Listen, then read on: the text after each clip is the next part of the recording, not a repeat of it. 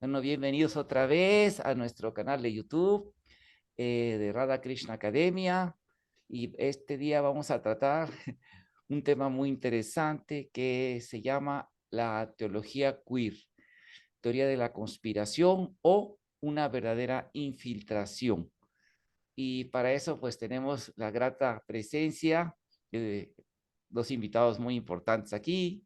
Y en la segunda parte, otro invitado más, nuestro amigo de Bachacar, que así que por causas de fuerza mayor laborales no pudo acompañarnos en esta primera parte, pero tenemos el gran placer de tener aquí al licenciado Efraín Cruz, que ya nos ha acompañado otras veces, y a Rada Arganis. Ella es terapeuta en medicina ayurvédica y también muy estudiosa de los textos védicos, devota de Krishna desde la niñez.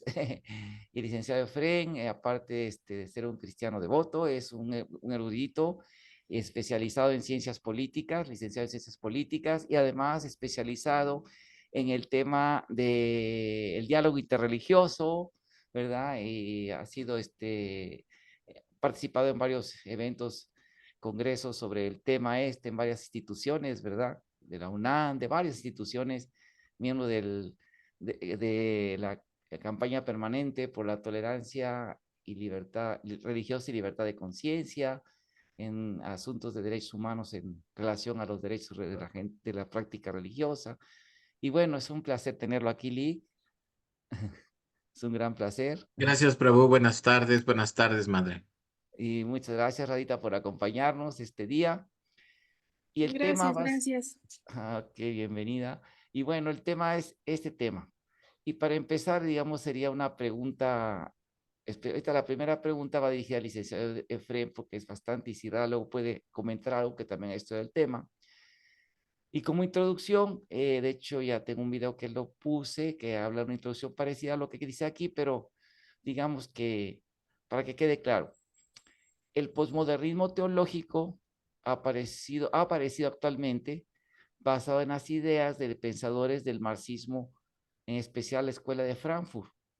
En el siglo pasado, varias teologías ganaron popularidad a medida que el pensamiento comunista se propagó por el mundo, subvirtiendo al clero, perdón, e infiltrando sutilmente a las religiones ortodoxas.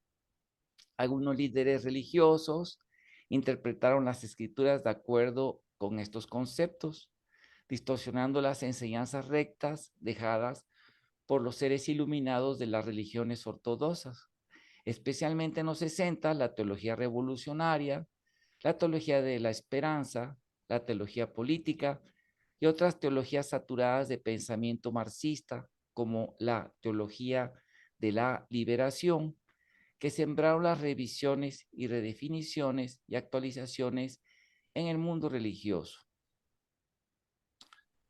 Ajá. Basándose en esas ideas, basado en esas ideas, aparece la teología queer o inclusiva, ¿verdad? Que dice que la Biblia, o sea, la Torá y el Nuevo Testamento, y debido al el heteropatriarcado, ha reinterpretado los pasajes bíblicos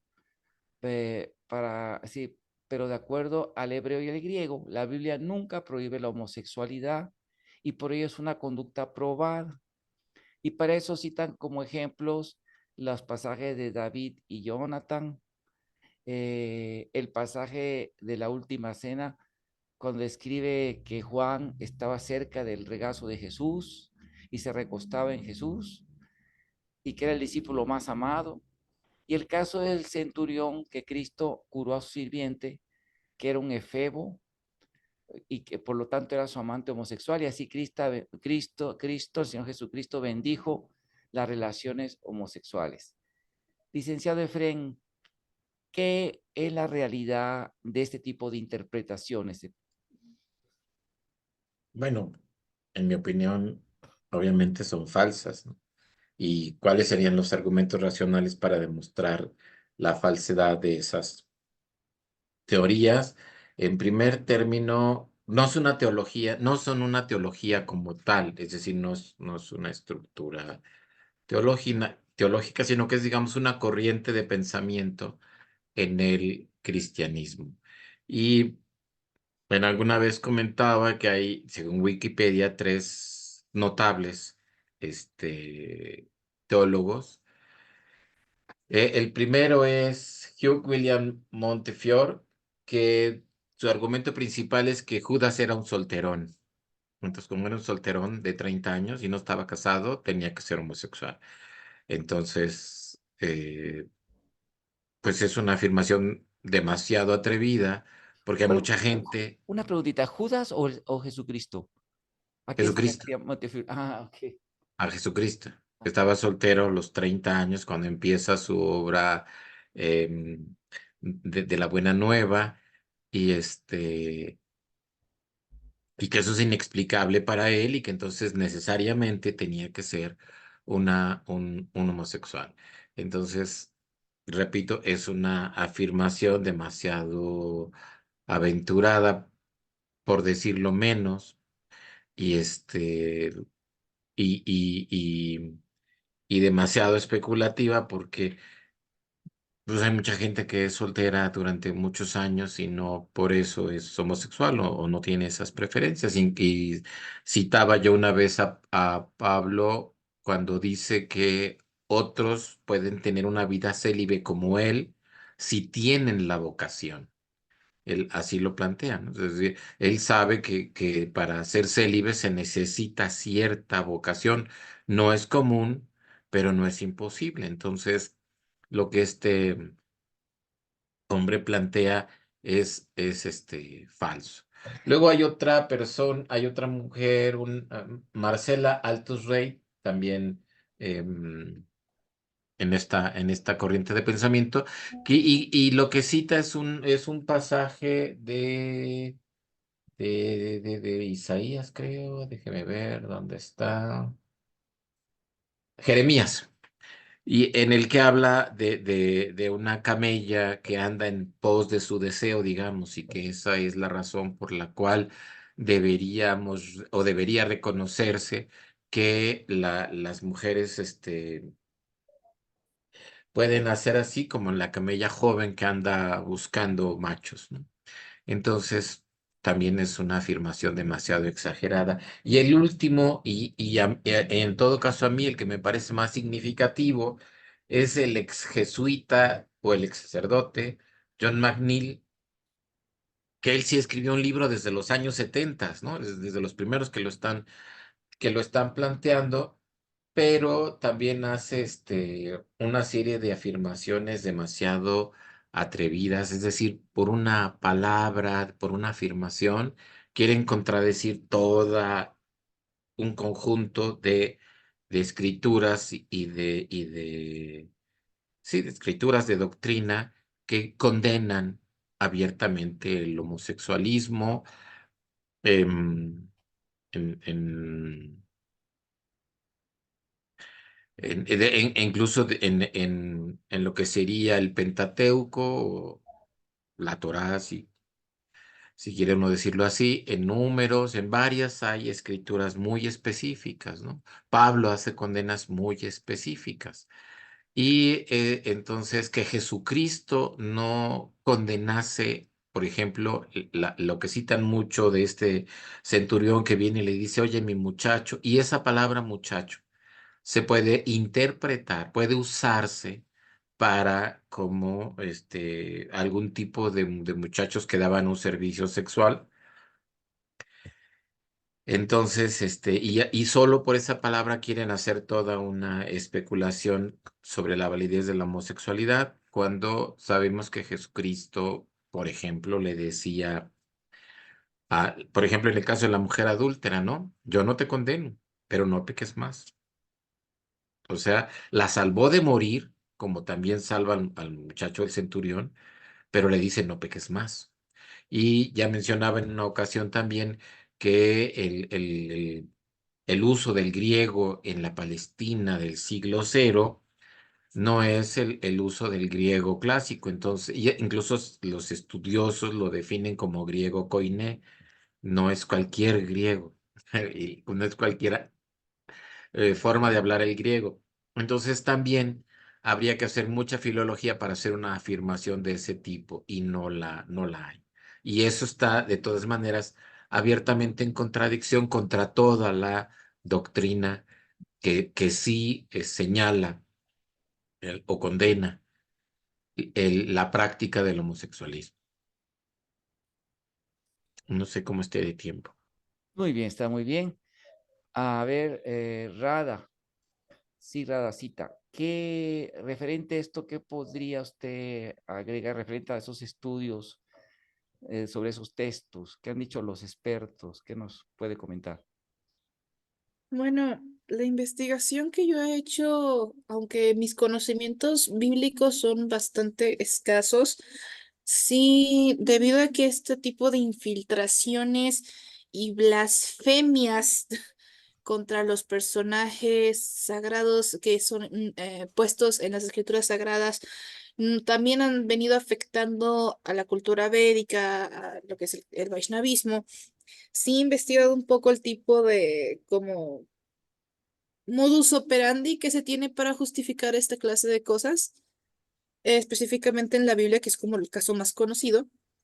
Entonces, la verdad es que el problema aquí son dos cosas, ¿no?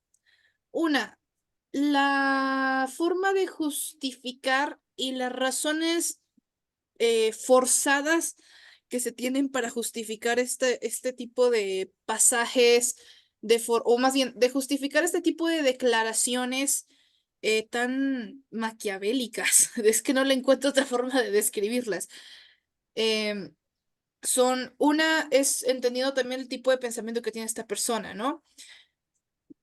Una es querer cínicamente justificar un pecado abierto en cualquier religión revelada y autorizada.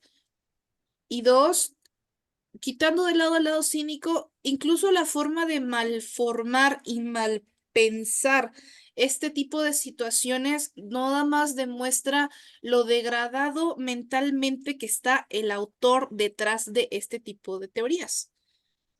O sea, hay que tomar en cuenta que la Biblia, los Puranas y todas las escrituras sagradas de religiones conocidas, más o menos tienen una misma zona geográfica, ¿no? Que es el Medio Oriente.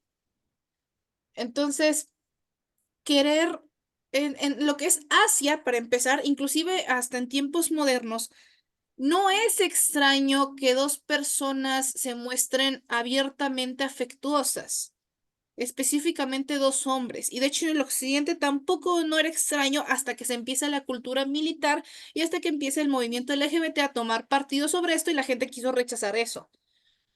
Entonces, el hecho de que principalmente, por ejemplo, en los casos de los príncipes o de Jesús y sus discípulos, o en el caso de los Puranas de Krishna y Arjuna, de Karna y Duryodhana, querer malinterpretar una relación de amistad genuina entre dos personas a trastornarlo en una situación homoerótica o homoromántica no demuestra más que el trastorno mental que tiene la persona que lo dice.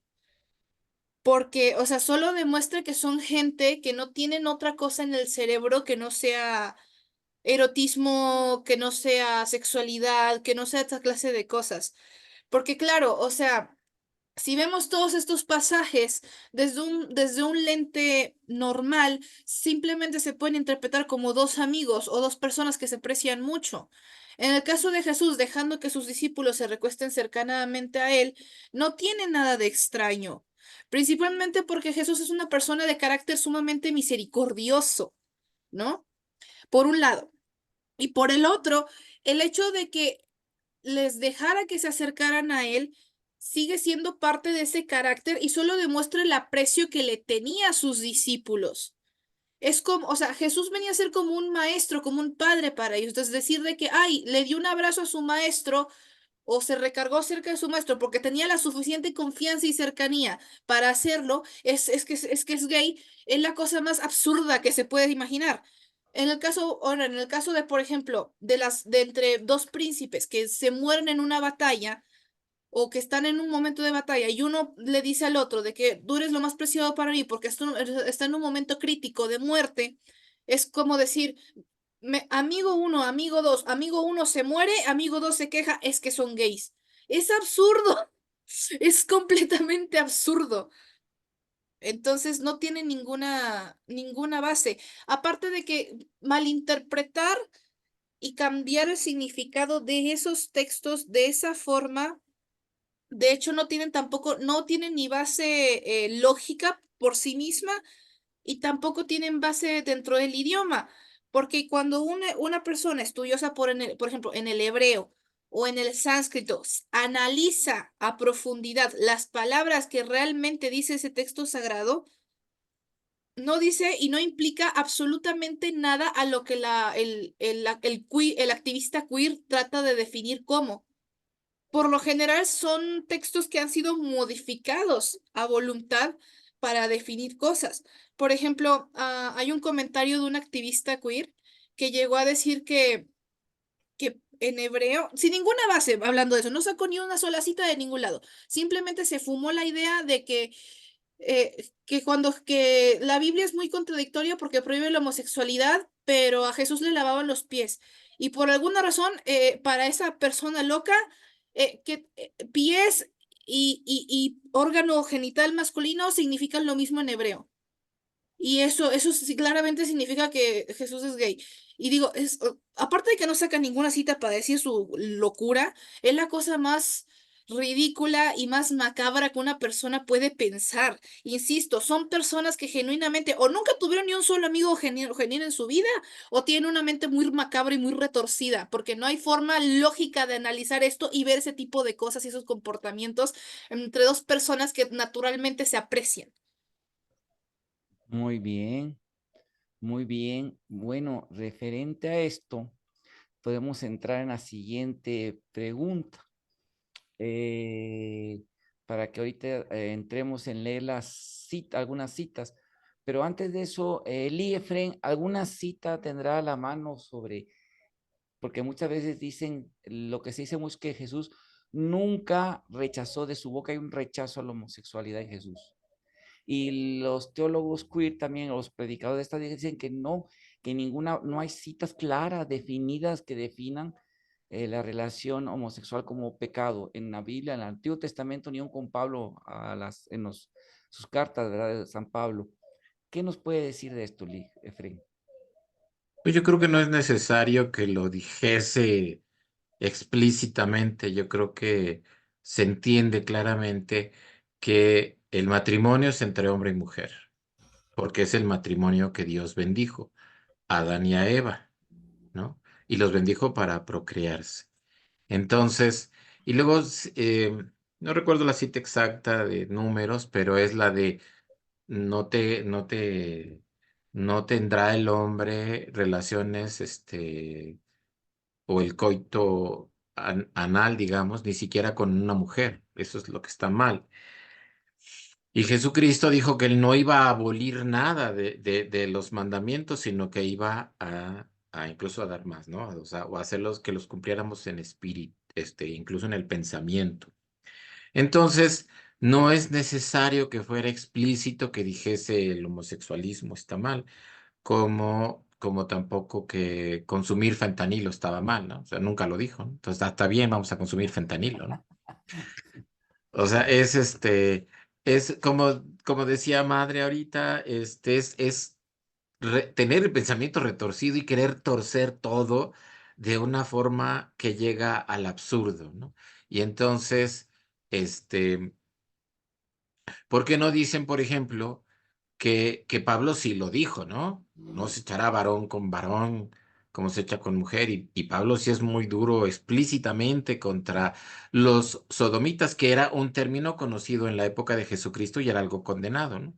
Ahora habrá una interpretación sobre si la sodomía es, porque no, teológicamente para algunos la sodomía no necesariamente es la homosexualidad, pero era usado a veces en esa equivalencia. Y eso sí es abiertamente condenado. Entonces, no hay realmente en el conjunto de la doctrina una aceptación ni de la infidelidad, ni de tener relaciones sexuales fuera del matrimonio, ni de la homosexualidad, ni de la pederastia. Porque entonces igual también cuando Jesucristo condenó la pederastia. Y yo quisiera saber si cualquier cristiano en sus 5 sentidos dice que el cristianismo permite la pederastia, ¿no? Era una práctica conocida, entonces no tiene un justificante tampoco racional, es como muy absurdo. Se me fue la idea, pero creo que por ahí va. Muy bien. Bueno, vamos a pasar a la siguiente pregunta. En el caso del hinduismo, que es como se conoce popularmente la doctrina védica, donde Krishna es la máxima autoridad, dicen que uno de los principales pilares para apoyar la argumentación a lo que ellos llaman una monogamia así, ¿verdad?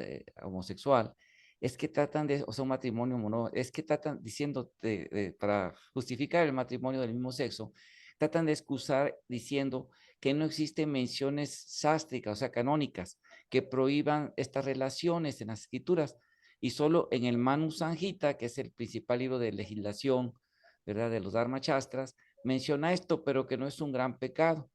Por lo tanto, las afirmaciones que dio Srila Prabhupada, en este caso, que es el abad que fundó que importó, ¿verdad? Importó y trasplantó y creó una orden de esta doctrina, ¿verdad?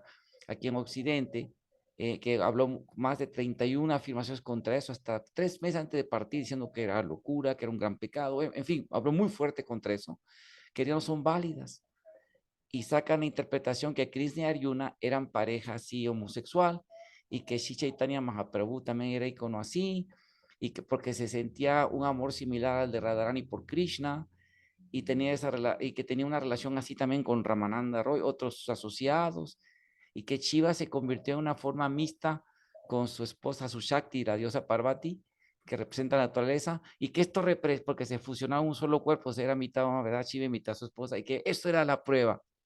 Antes de leer literalmente las escrituras de eso, Rada, ¿qué nos puedes decir de eso, así a grandes rasgos?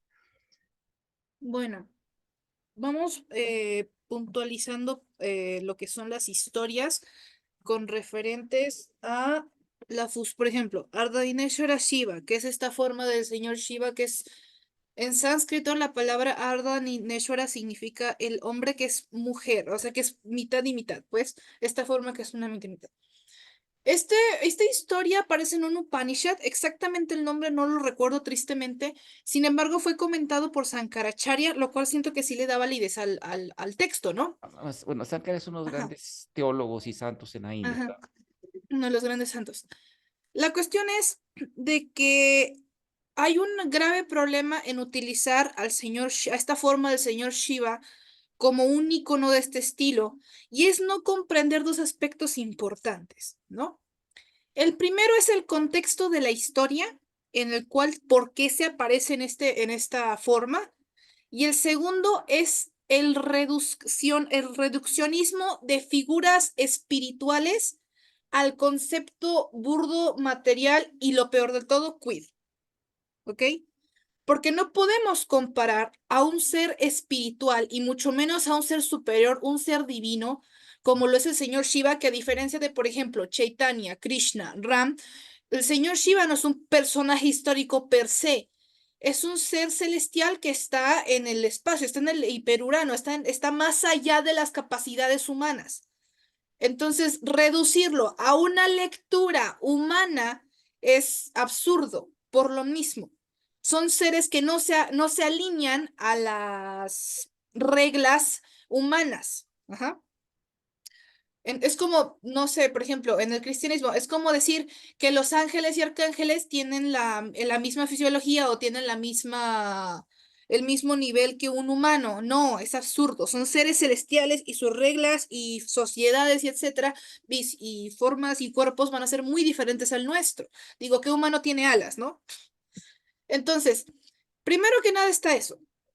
En segundo punto, en la historia de Ardhaneshwara se explica muy claramente que la razón por la que el señor Shiva adopta esta forma, ojo, aquí hay varios puntos, es porque su esposa, la Devi Parvati, se le acerca en un momento en el que el señor Shiva estaba experimentando un intenso éxtasis espiritual, ¿no? Lo que es el famoso Prema Bhakti, el concepto del Prema Bhakti, que es el amor espiritual, el éxtasis espiritual, y la felicidad espiritual de ver y sentir al Señor Supremo, en este caso Krishna.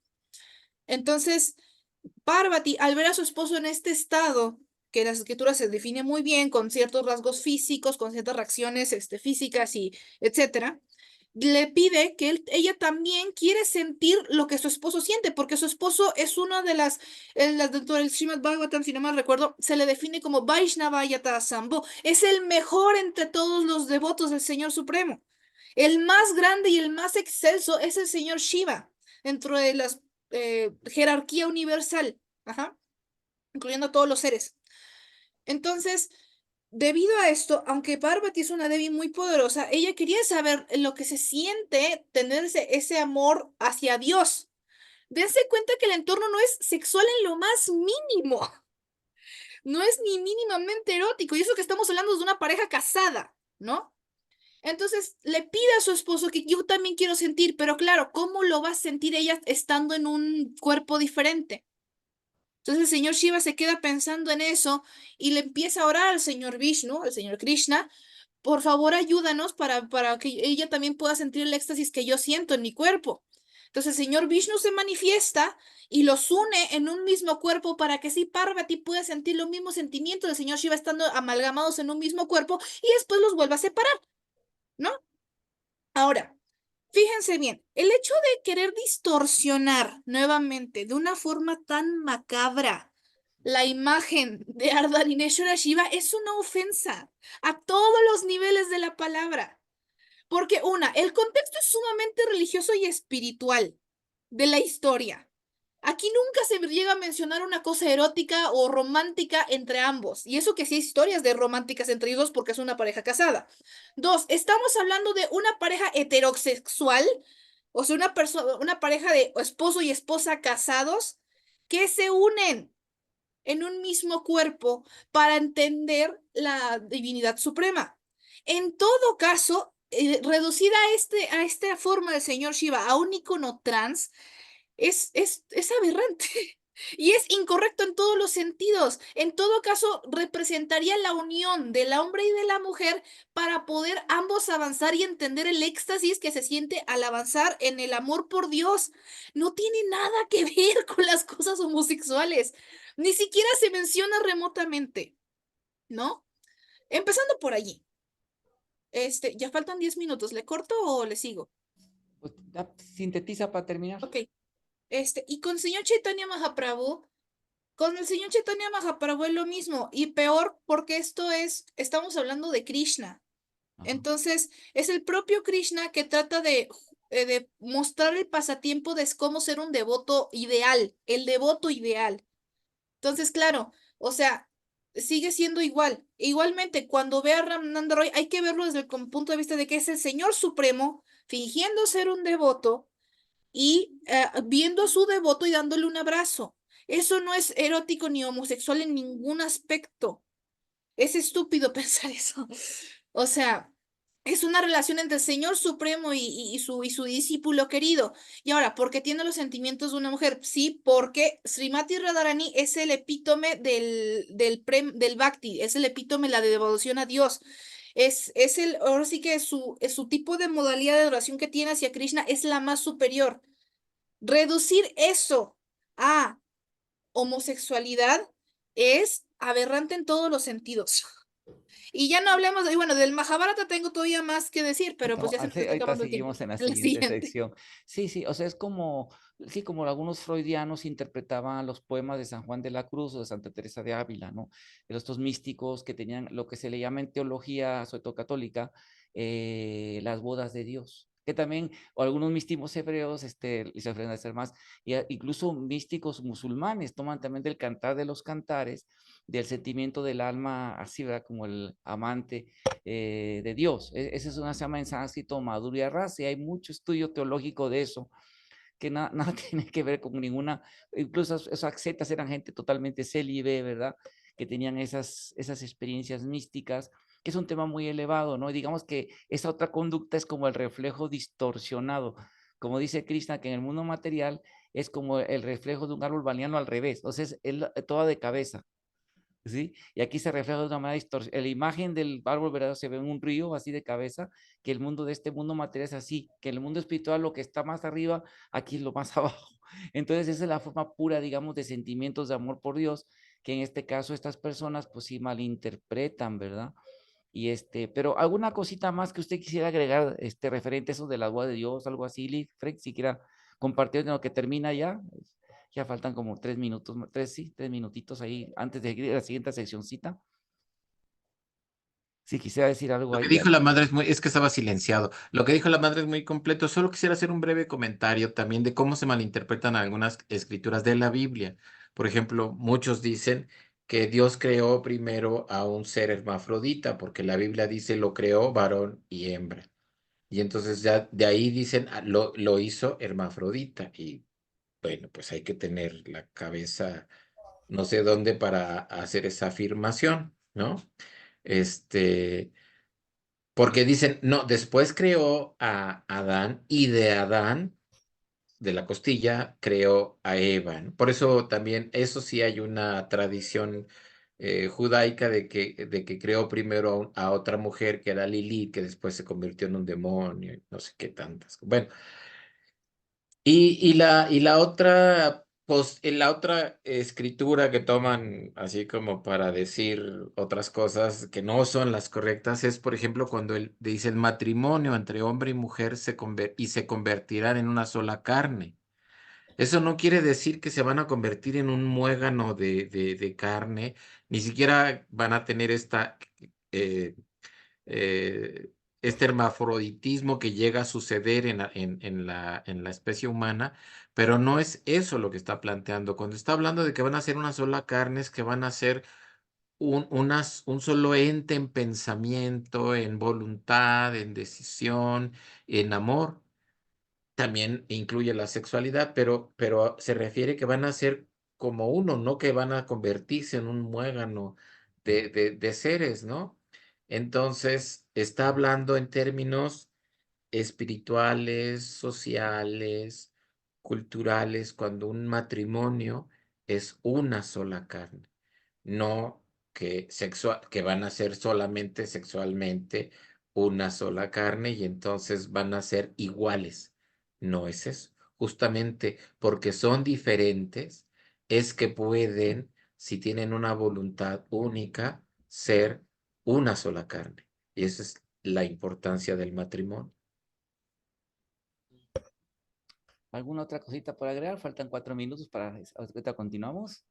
Ah, pues como estaba tratando de ser breve, No tiene, ahí tiene otros minutitos. pero hay muchas, ya lo mencionaba en alguna ocasión, que es un error querer interpretar las cosas del pasado o las palabras del pasado con las palabras o las cosas actuales, ¿no? Y ese es el valor de la heurística, el poder leer textos ¿Ya se acabó el tiempo? No, no, no, no. No, De no, una se va a determinada cortar solito, no se época preocupe. Ajá. con la idea que, por ejemplo, tenemos de esa palabra hoy en día. No sé si en la segunda parte dije lo de que vi en una ocasión que decían que carnaval venía de una festividad que se llamaba Carneaval y por eso es carnaval, ¿no? Carneaval. Y eso no es cierto, es una falacia decir que la cuaresma tiene ese origen, porque aunque efectivamente hay una festividad en Baal había ese periodo de 40 días sin carne, no tiene nada que ver con la práctica de la cuaresma, que tiene que ver con otra historia, digamos, del pueblo hebreo. Entonces, ese tipo de interpretaciones es absurdo, es de una falta de rigor académico, pero pues solo un tonto les creería, ¿no? No hay que ser académico, no hay que ser especialista, solo hay que darse cuenta que no corresponde. Así Madre es. quería decir. ¿Quieres decir algo rato? Ya quedan 2 minutitos y casi. ¿Alguna No, cosa? No, ya eso sería de momento. No, es que sí te recomiendo que sí le cortes ahorita porque así no se cumple y no tenemos que esperar los 10 minutos. Puedes rehacerla rápido. Muy bien, vamos a terminar entonces ahorita y continuamos, ¿ok? Muchas gracias.